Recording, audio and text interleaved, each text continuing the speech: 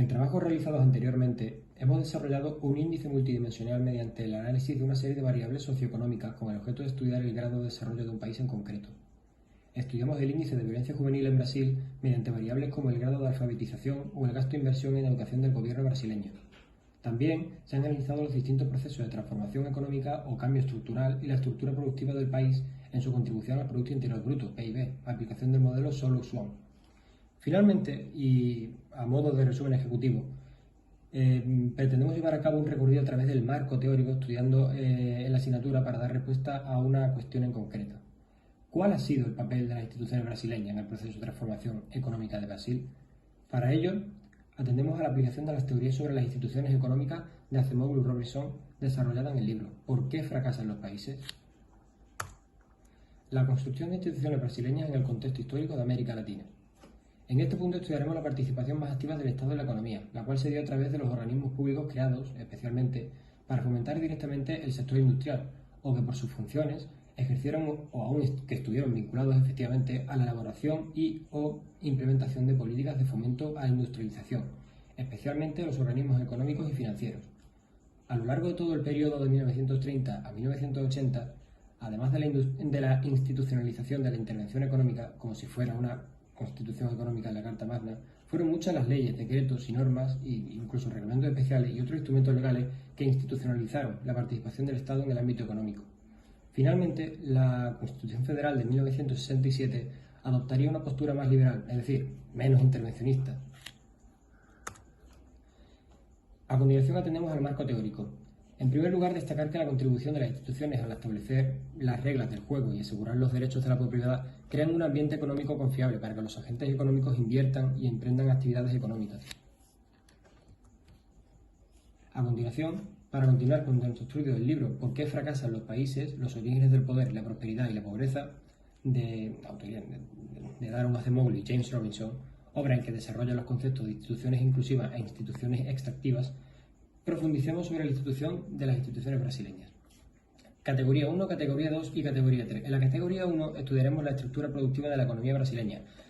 Y bueno, teniendo en cuenta que uno de los principales asuntos de la economía de Brasil ha sido su reestructuración productiva, un proceso que ha conducido a una más que notable reducción del número de empleados en la industria, esta reducción se ha compensado en parte con la expansión del sector servicios, los de altísima cualificación en centros desarrollados, el turismo tradicional y el ecoturismo.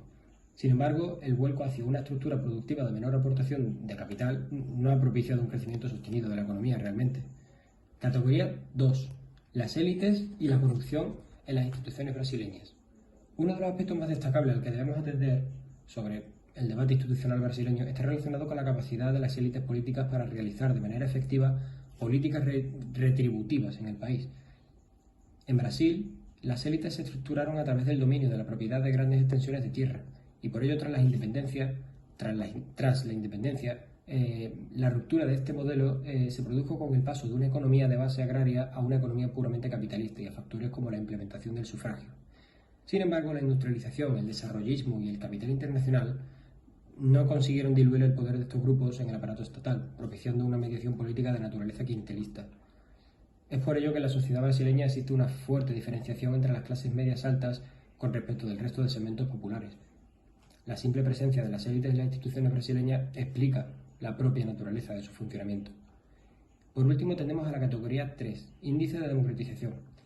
Y, bueno, finalmente en esta categoría analizamos brevemente cómo o cuánto de democrático es Brasil.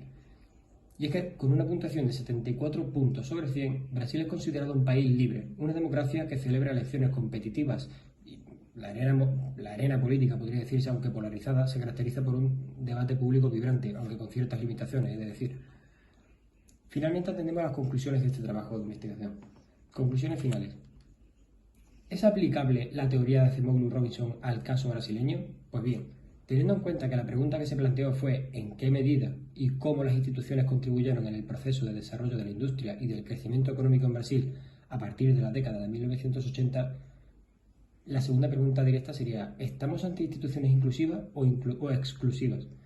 Con ello, llegamos a la conclusión que el desarrollo de la industria y el crecimiento económico inicial en Brasil podrían ser explicados como resultado de la construcción de instituciones formales e inclusivas y de organismos públicos, creados o adaptados para impulsar el desarrollo del país.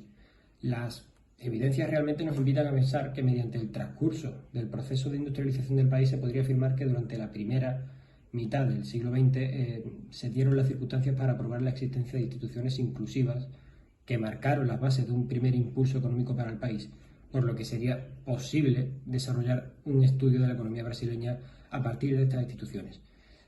Y por otra parte, durante la segunda mitad del siglo XX advertimos un ligero cambio de tendencia hacia una pérdida de calidad en el funcionamiento de las propias instituciones, especialmente por la corrupción política anteriormente comentada.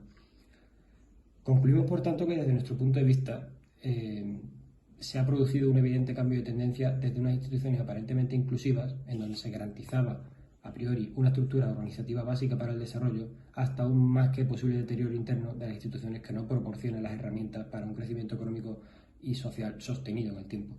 Hablamos, por tanto, de un proceso de exclusión institucional, donde las instituciones han dejado claramente